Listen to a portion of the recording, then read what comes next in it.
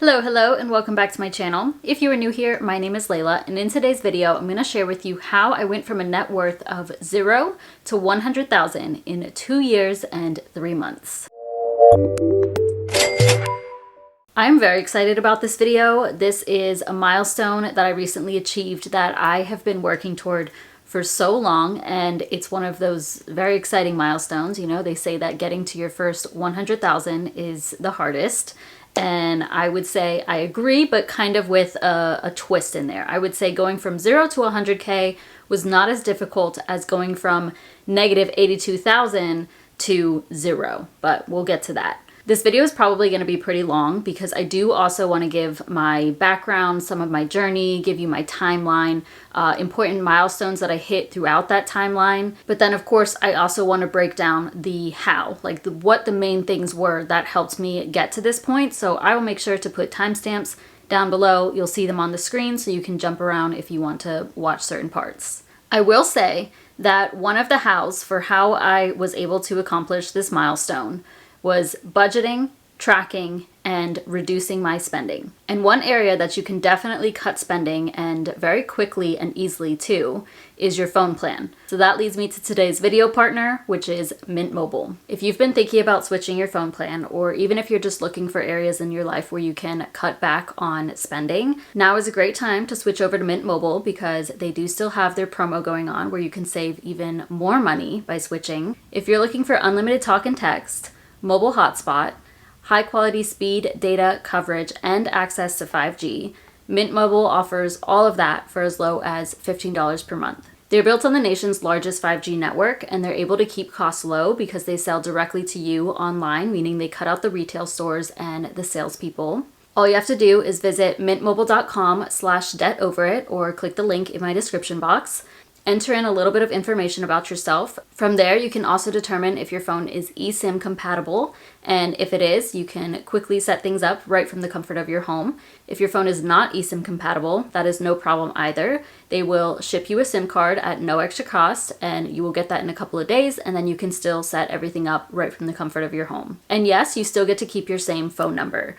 I've been using Mint Mobile for a couple of years now, and I'm so grateful to be able to save on my phone plan while still getting the coverage that I need. So stop paying more than you need to for your phone plan, and right now you can actually save even more because new customers can get any plan for just $15 per month when you purchase 3 months or more, and this even includes the unlimited plan, which is usually $30 per month. If you want to take advantage of this offer, visit mintmobile.com/debtoverit or click the link in my description box. Thank you again to Mint Mobile for partnering with me on this video, and now let's get back to it.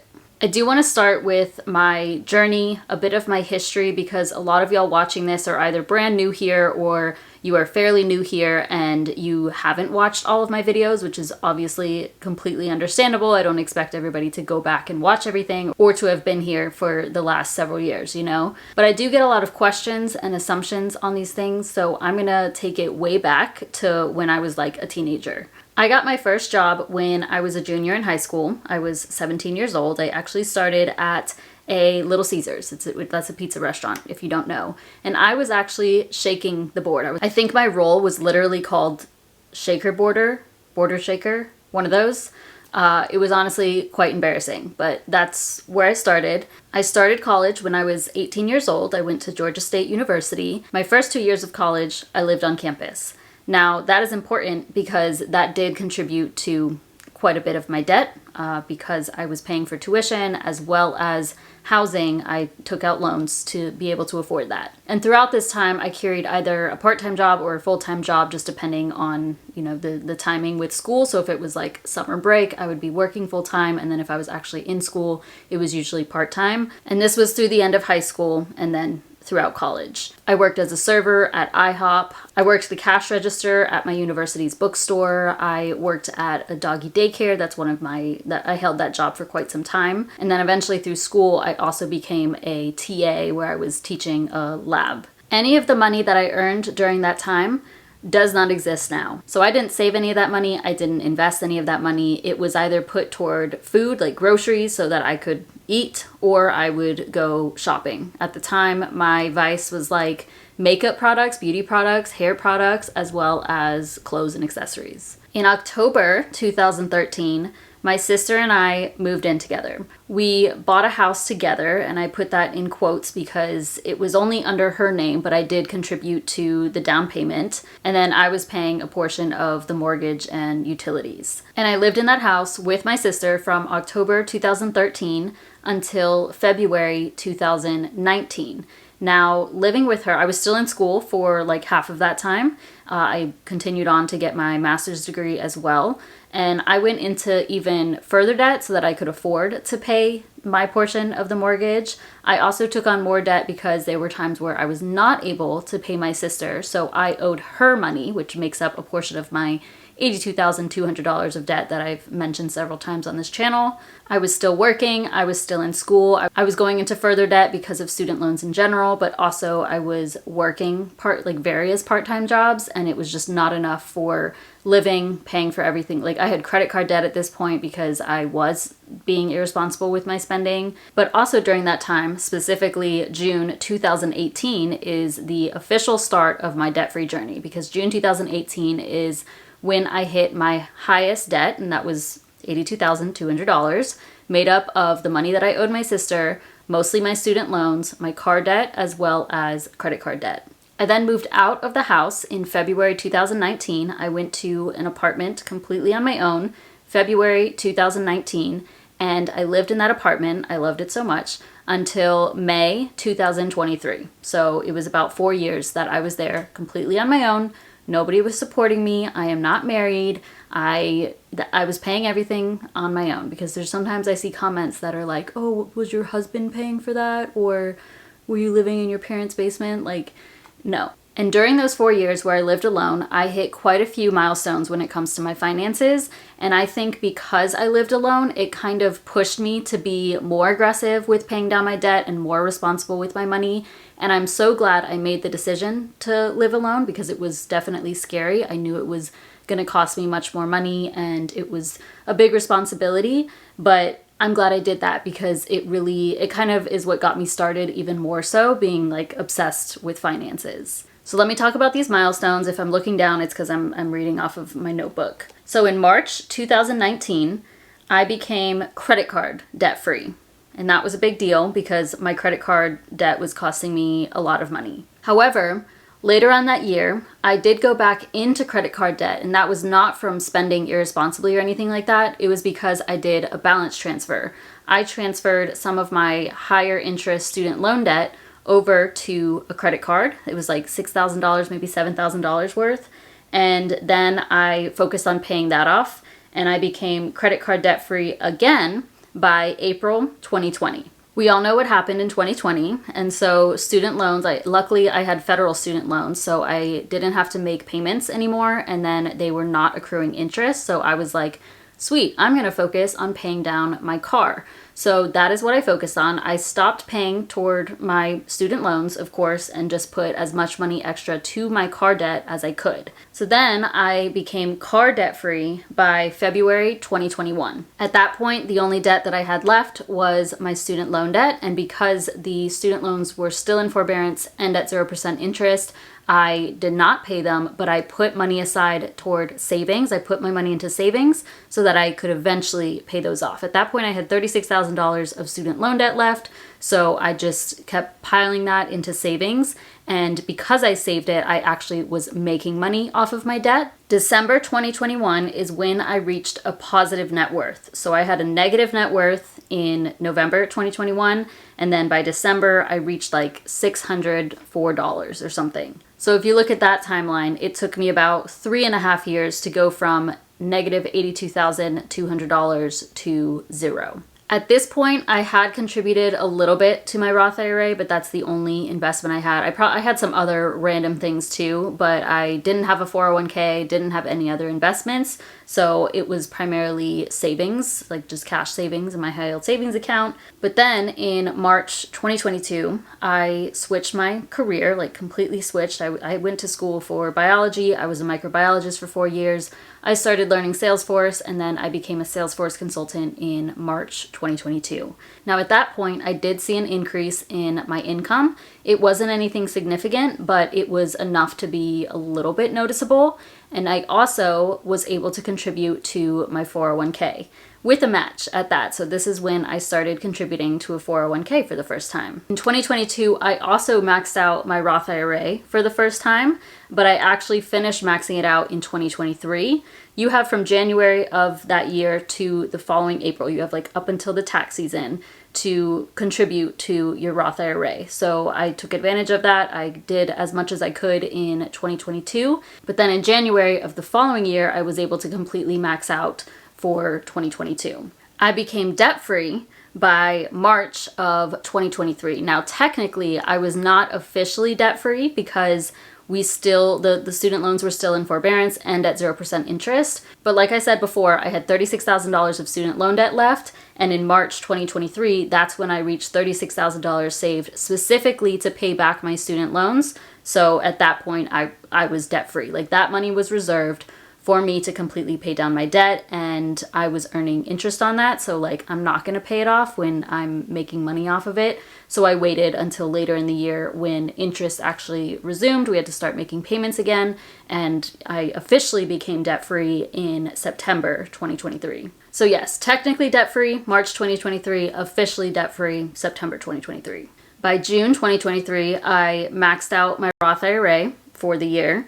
So obviously it was much faster than I had ever done. That was only the second time I've ever maxed out my Roth IRA, and I had done it within a few months. Once I maxed that out, I increased my 401k contribution, and then for the rest of the year, I really focused on saving, and that includes saving for my 2024 Roth IRA. So I was able to set aside enough money to max out my Roth IRA for 2024 as soon as the first day came around of the year. So that's what I did. Maxed out my Roth IRA in January 2024, the full $7,000 that is allowed. Starting in 2024, I also increased my 401k contribution to 32% of my salary. So like a couple $1,000s per month is going to my 401k on a monthly basis so that I can max it out in 2024. And then of course I have just continued saving as much as I can outside of that in cash, well, in my high yield savings account. So I know that that was a lot, but I did want to break that down because I feel like that's helpful. Oftentimes you'll see videos like this, but it's like the how, but not the details, or like exact numbers of what you did when you did them. So I would find this helpful if I was watching a video on this. So hopefully the breakdown of that is clear and understandable and helpful, because maybe it will show you like what is possible. Obviously this goal that I have achieved, this milestone, it is amazing. I'm very proud of it. I'm very grateful for it, but it's nothing crazy. Like I'm not a millionaire. I'm not, I don't have a super high net worth or anything, but this has been my path. And I know that a lot of people see their journey in mine, so hopefully this is helpful on projecting your journey and when you can hit 100K or whatever milestone you're trying to reach. So let's talk about the hows. I mentioned this briefly before, but the first thing I'm going to say, because this is where it really all started, is I started budgeting, tracking, and reducing my expenses.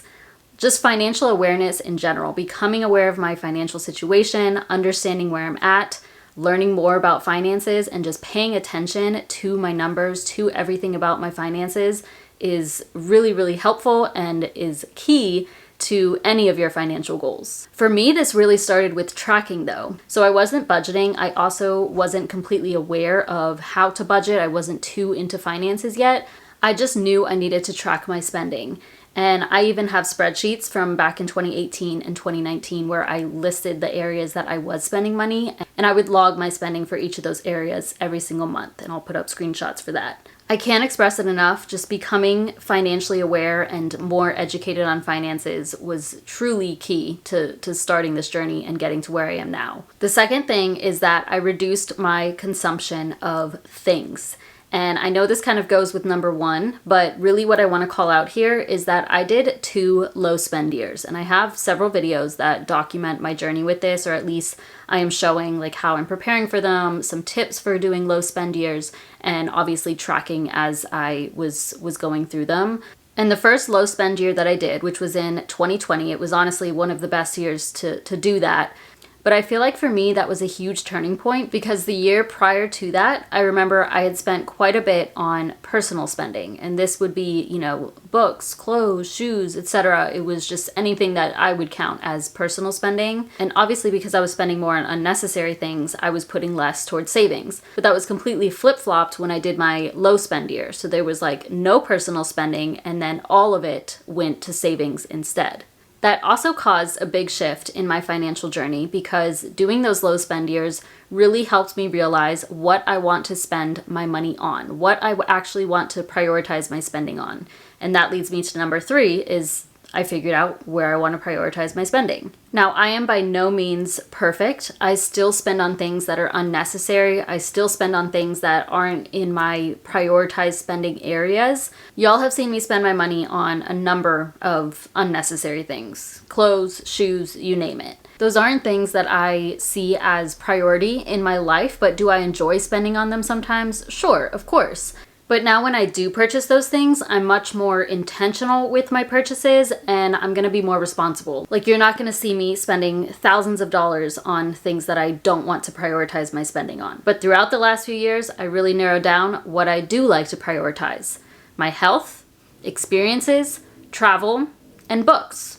Because I like to have physical copies of books. I know I can go to the library, but for me, I really like collecting books. So to me, I will prioritize that. Number 4, I focused on paying down debt and I will stay out of debt.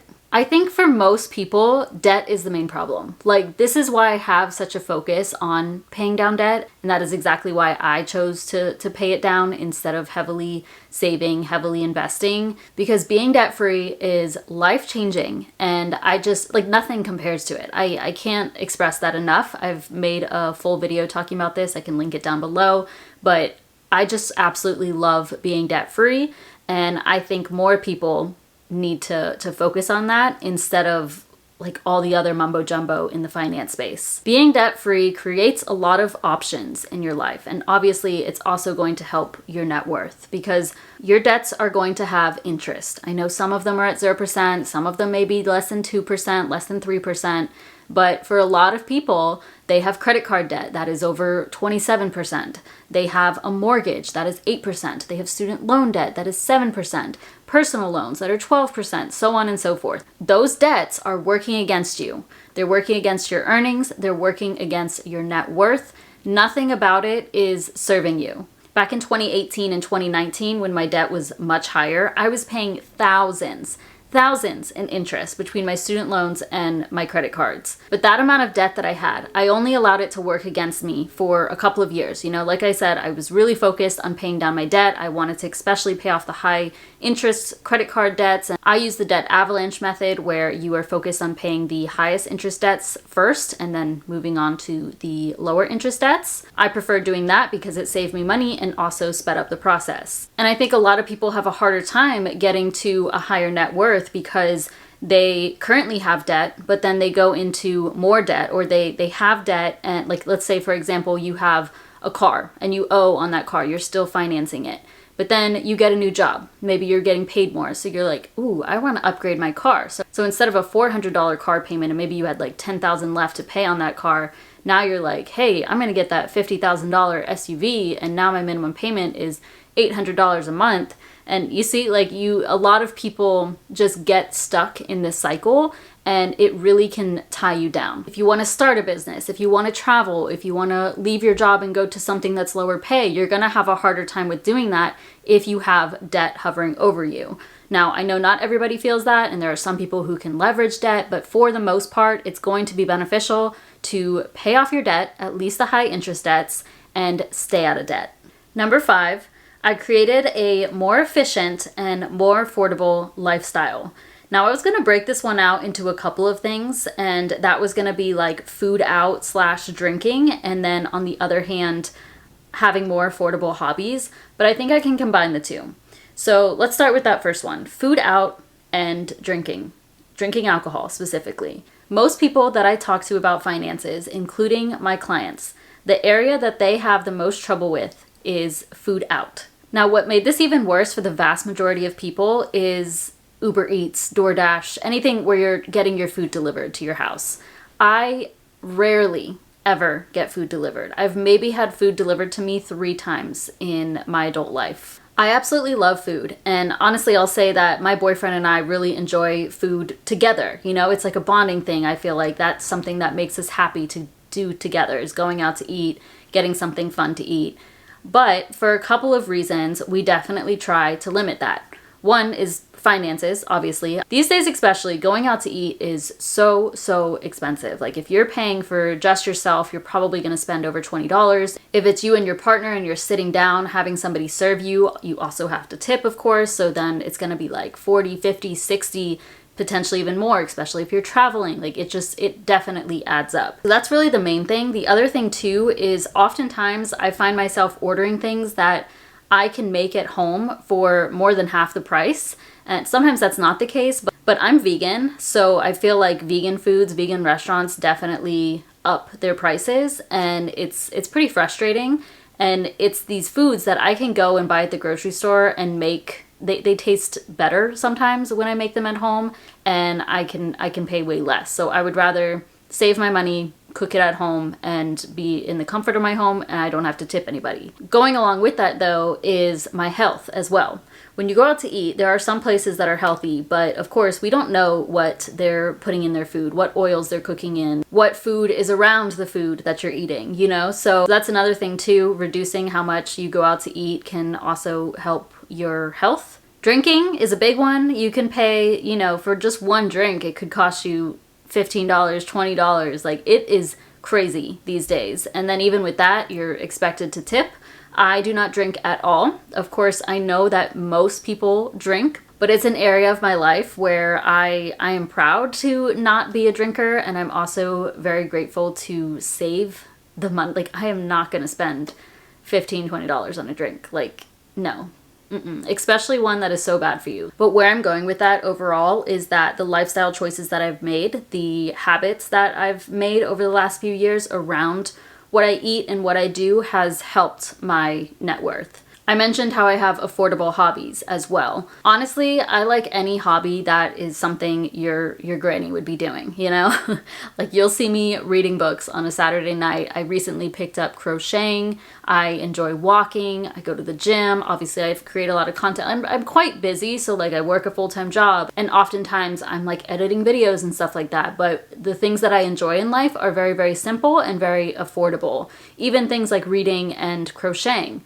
Like I said, I like to buy books, but buying books isn't something that's going to cost me thousands. It can. I could absolutely spend thousands of dollars on books each year, but you know, I can buy used books for just a few bucks and build my collection. Or if I really wanted to save money and didn't want to collect books, I could go to the library and not pay anything to fulfill that hobby.